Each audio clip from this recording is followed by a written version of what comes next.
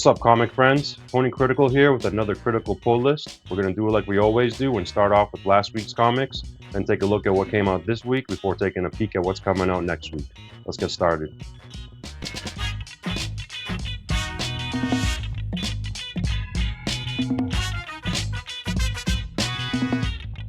So if you checked out last week's video, you know that I had a big stack last week, 23 comics plus one coming in the mail, and got through all of it, but it was rough.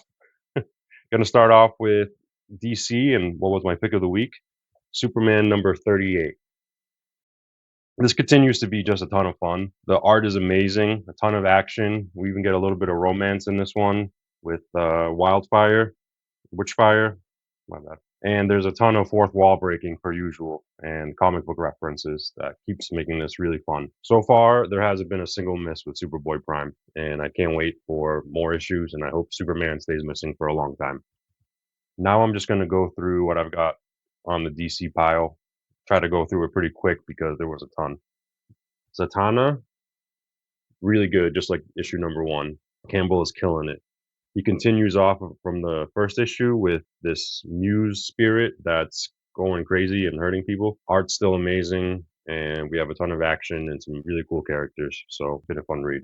Swamp Thing, issue 2.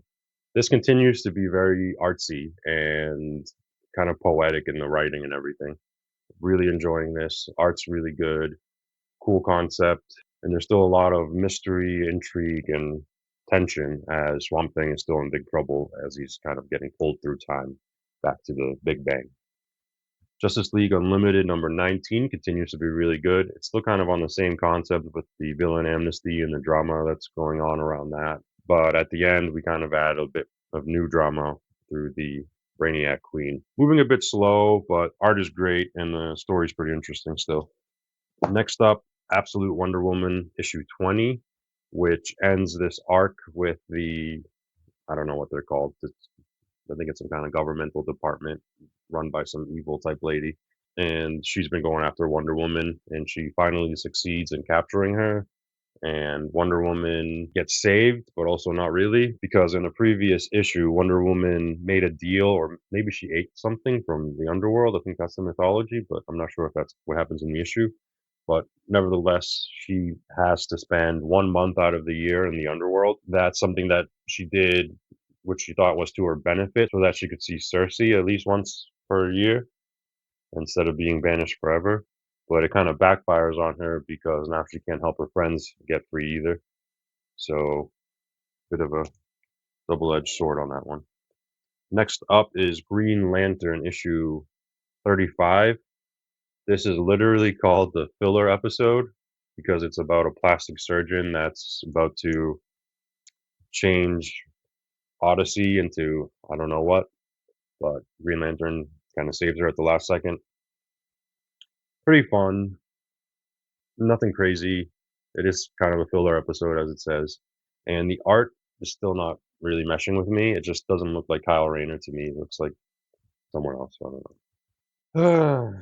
Batman Hush 2, the conclusion of part 1 of Hush 2. It looks really good. That's all I'll say. That's it for DC. Now for Marvel, I might not have the pick of the week that you're expecting. I'm sure most people it's either Doomquest or The Sentry, but for me, it is Wonder Man. It's just been really fun. I like how down to earth it is in terms of the problems that the main superhero is having. It's all related to his friends and to his career. And it's just interesting to me. We also got a cool glimpse of what his powers are like. I had no idea that Wonder Man has an ion battery body. He's literally cut in half and he has no problem. And the end is really funny. Spot pretty much does his whole trick thing, and Wonder Man's brother stabs through the hole, and it goes through Wonder Man, through his brother, and into Spot. So all three of them are on the ground stabbed at the end of this issue. So it's pretty funny. So on to Doom Quest issue 1. We got the variant here, which is way better than the cover A, if you ask me. This was a good read. Good writing, dialogue. Art was awesome. Story was nothing crazy because I already knew what it was about from the solicitation. And I don't know. It's good. Kind of weird that we have a Doom story. It seems to be further in the past than now, which is the only way it can make sense after One World Under Doom. But it ends with a really interesting scene where Doom is on the Titanic. Next up is The Amazing Spider-Man Spider-Versity issue 2. I really like this. It seems like it's getting pretty bad reviews on Comic Geeks, but I don't really share the complaints that they have about a couple of the characters like Gwen and I don't really know much about them, so maybe that's why I don't have anything to complain about. But there's some really good action. There's some tension with Norman, who seems like he might be going back to the way of the Goblin, which I hope not. But overall, I like this, and I like the concept, and I think it's kind of cool how they're in this training camp essentially for superheroes, for super spiders. Next up is the Sentry issue 3. So in this, we get the scene that everyone's been expecting since issue 1, where Sentry loses his dog. They have to put it down, and it's a really sad scene. And right after, the Void is kind of tempting to control him, but he has to fight it because there's some worldwide conflict going on with the crystalline entity. So at the end, he manages to fight it off, seemingly, and is able to be the Sentry and is going to go and contribute to the fight, but we'll see. Last up is Psylocke Ninja 5. This is the last one of the run. Overall, this was a decent run, nothing crazy. This was a fun book with a lot of action, and we have a decent conclusion to everything. I have a bit better of an understanding of who this character is and her powers and what drives her and everything. So I guess it was pretty good. Also, it was really cool to see Electra Nachios in this. She's Greek, so got to read her when I can. And one of my first pulls was Daredevil. What's it called? It's up here. Unleash Hell. Pretty sure that's her in it, and I thought that was pretty good. So she's a cool character. It was nice to see her again. Okay, now we're gonna go on to indies. And my pick of the week is Ted OK issue 4. This just keeps getting better and better every issue. I do not really want to spoil anything other than just say that it's like 10 out of 5 stars. It's just really good. Highly recommend that you read this if you're not. It's just a lot of fun, and there's a lot of mystery and intrigue, and that steadily grows every issue, and it keeps doing it. And it's just so well written. Art's really good. It's a perfect comic book. Now we're going to get into the Ting's pick of the week, which is Corpse Knight issue 2. It was a close call between this and Zatanna, honestly. The art's really good in both of these because remember, the Ting can't read. He's working on it. So he just looks at the art. And I just want to show you the colors are actually kind of the best part of this. Rico Renzi kills it. Artist is Matthew Roberts, written by Michael Chavez. Let me just show you this one. Yeah, this page right here. Nothing too spoilery, I don't think. Hopefully I'm getting that on camera well. If not, I'll toss up a screenshot of it if I can find one. Just love the colors. So good. There's a lot more of that came from in this. And the story itself is really good too. There's a bit of a side quest or another villain that she has to deal with that's in between her and her quest to find Joan of Arc. Berserker Light Draws Breath, which is a standalone issue, I believe. Did not read this. I decided I'm going to catch up with the other Berserker books first, even though I could probably just pick this up and read it. It's just what I want to do. Now we've got The Hab, issue 2. Really like this. This really built on the first issue well, and it's still scary, very creepy, and it's progressing the plot along. And one thing I really like about this is that it answers or at least acknowledges the questions that I have as a reader, where the people are seeing each other's hallucinations, and I'm saying, how can that be a poisoned water supply if they're seeing each other's hallucinations or having shared hallucinations? And the doctor at least tries to explain it. He says that's impossible. You guys are suggesting each other these things indirectly, or your shared pasts are making them common hallucinations. Really cool, and it is piling up the body count too, while somehow still keeping the important characters alive and keeping the story going, leaving like a glimpse of hope, a glimmer of hope. Really good horror book. Now we got Fireborn issue 2.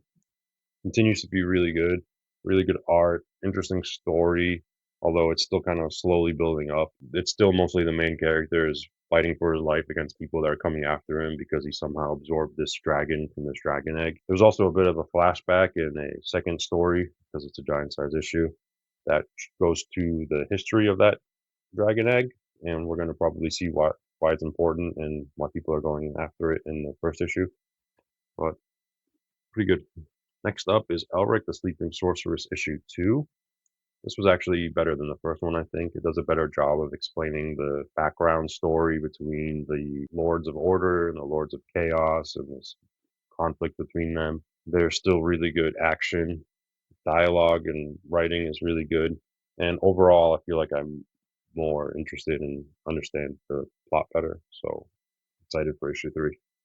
Next up, we've got 51, issue 3. This is a bit of a standalone issue with its own adventure, although there are some connecting, overarching elements. It's about this dude who has some gambling problems and is trying to loot some treasure from Area 51 so he can pay it off. But in the process, he kind of gets controlled or connected to this robot and has to resist it so that the other characters in the book can help fight the robot, and they take him down, and we get a sneak peek at the other bad guy, that what he's doing in the background. Now we got Hyde Street issue 12. The Butcher of Hyde Street is finally freed, and the twist, I guess, with this is that the Butcher of Hyde Street does not go after the souls that wander onto Hyde Street like he's supposed to. He kills the residents for some reason, and he already got at least one, and it looks like he's about to get another one. I don't know whether they stay permanently dead, but seems like it.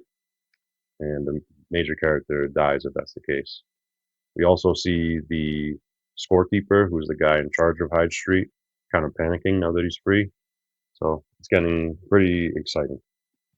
Still not sure about the horror elements when your big bad guys are being hunted down by another big bad guy. I don't know. It's not as scary. Exquisite Corpses, I talked about last week. I read it on the video and talked about it right away. I'll just say really quickly, it was good. Didn't meet my expectations for what I was hoping with the plot twist, but we have a season 2, or maybe we'll find out they do something like that. And last for the indies is Conan the Barbarian, issue 31, where he fights this guy, the Son of Tooth. It is all just about the fight between them from the very beginning to the very end, and it's pretty intense and typical Conan. But I will say what's not typical is that it seems Conan pretty much gets beat and he just gets lucky. Although, to be fair, this dude can consume souls and get stronger, and he starts killing innocents to get stronger along the way. So, not exactly a fair fight. But Conan gets him in the end when he's distracted by something. But I'm not sure if he's really gone. The ending is a bit ambiguous. Alright, guys, that is it for last week's polls. Now we got this reasonable sized stack.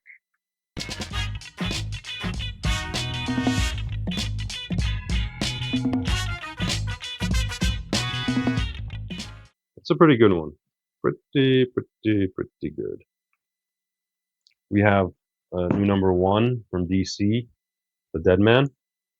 I'm going to read this on air later. I'm excited for Rook Exodus more than this, but since it's a number 1, I figure maybe more people will be interested in hearing about this, so I'll be reading this a little bit later. We also have Justice League Dream Girls DC Pride event. I read the Justice League Intergalactic Special that kind of directly leads into this, and I thought it was cool. I never read about Galaxy and Dreamer before. They're pretty interesting characters with a very interesting power set. Galaxy controls energy in many different forms. Gravity, I guess, even Green Lantern rings. And the other one can walk through dreams and sees the future. So that's pretty interesting. We got DCX Sonic the Hedgehog, Metal Legion issue 2. Kind of just a fun palate cleanser type book. When you don't want to take anything too serious, you just want a quick read, you don't have to think about too much. It's just fun and cute, you know. Batman issue 10. This is going to be an interesting one, I hope. We hopefully have Batman starting to turn the tides because the Bat family is being hunted down right now. You know, we'll see if he's able to figure that out. Absolute Green Lantern, issue 15. We left off with These two are about to start a fight, Joe and Tomar Ray. Last issue kind of shed some light and stripped away the mystery. So hopefully this continues on that because it's been kind of a weird, confusing run in an intentional way. But it's time for it to get more grounded in reality, I think. Now I have Wade Wilson Deadpool. Got an extra copy for my cousin, and including this one, who's a soccer fan. So he wanted that one too. This should be interesting too. Last one had a big reveal, and Deadpool's free and ready to get revenge against Hammerhead, I'm sure. So that should be fun. We've got Cyclops issue 5. This has been really intense. I'm not sure if this is the last one. Time out, can check. It is the last one. Typical Marvel fashion, ending series really early. This might have been a limited run from the beginning, but I didn't really look into it. But this is going to be full of action because Cyclops has some butt to kick, and so do the other mutants that were taken prisoner, I'm assuming. So it'll be cool to see a conclusion to this. It's been nice seeing Cyclops in this. And then there's Storm, Earth's Mightiest Mutant, issue 5, the last of this limited run, which was supposed to be an ongoing, but Marvel is Marvel, and they kind of ruined it. This needed a lot more room to expand and breathe to really get the story going. I'm sure this is going to be overly saturated, confusing book because it didn't seem like it was ready to finish, but I'll try to enjoy it. I mean, the art's so good too. Look at that cover. Iron Man number 6, my boy Tony. Not sure why he's fighting Spider-Man on the cover. In fact, I'm not sure what's going to happen at all because it's kind of a start of a new arc. So we're going to see what happens. Amazing Spider-Man, issue 30, legacy number 994. So we're almost there. We have Spider-Man fighting the Spore, who is actually a pretty powerful villain, it seems like. So this could be fun. I wonder how he's going to beat him. Probably with science. She-Spawn, issue 2. Really like the last one, if you remember. It was maybe my pick of the week for the indies that week. But I loved the dialogue. I thought it was well written, and the art's really good. The pacing was really fast. So hopefully this continues with that. Royals issue 3 is up. Still excited to see where this goes. There's a few nitpicks that annoy me about the last couple issues, but overall it's a fun story. I like the dynamic between the brothers, and I want to see where it goes. And I want to see the mobster get his just desserts. Last but definitely not least is Rook Exodus issue 10. It's been a while since the last one came out, but it's one of my favorite issues, and I actually have it pretty fresh in my mind what's going on in this, despite it being so long.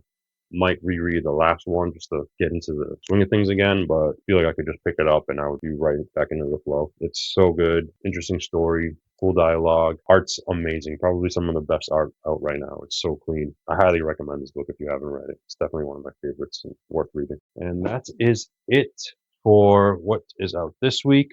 Before I read the Deadman, I'm just gonna tell you what I'm looking forward to for next week.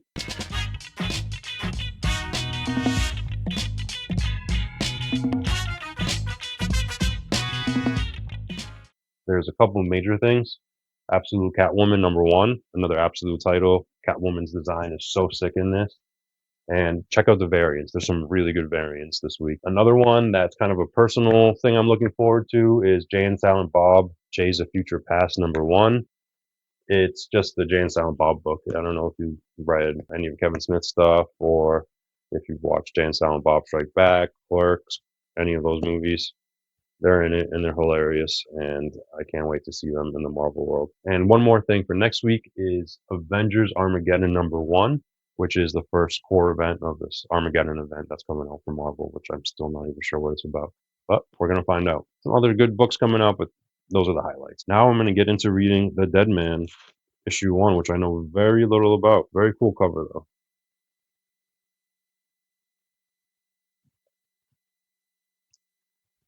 Let's go.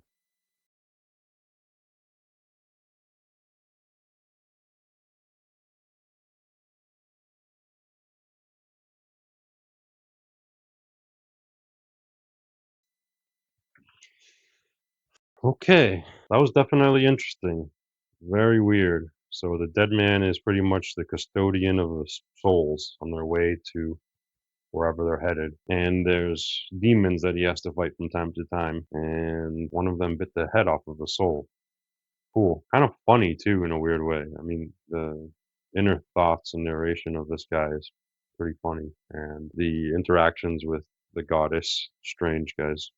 Pretty strange. Also some kind of heartwarming scenes too, where he's helping people move on when they're dying at a hospice. Saves one high school senior that was dying before her time, kind of heals her. He's able to fly, teleport, age through matter because he can fight demons. Some kind of vampire dude that's actually like physical. He's not just a ghost or spirit or demon like some of the other guys. Pretty good. Weird, definitely weird. Kind of expected that from a book like this. I'll definitely pick up the next one and see how it goes. Not even sure how to rate this, honestly. At least a 4 out of 5 just based on the art and the really good writing. Plot moves along just enough to keep me interested. Introduces enough of a villain. Yeah, pretty good. Pretty weird. I guess I would check it out if you're curious about that kind of stuff. Afterlife, spirits. If that's not really your thing, maybe pass on this because it's not really your typical superhero book. But it does seem like it'll have some good messages. Yeah, I don't know. Pretty weird one. That about wraps it up though, guys. Thanks for watching. Hope you guys enjoyed the video. Hope you guys have a great week. Enjoy your pulls. See you next week. Later.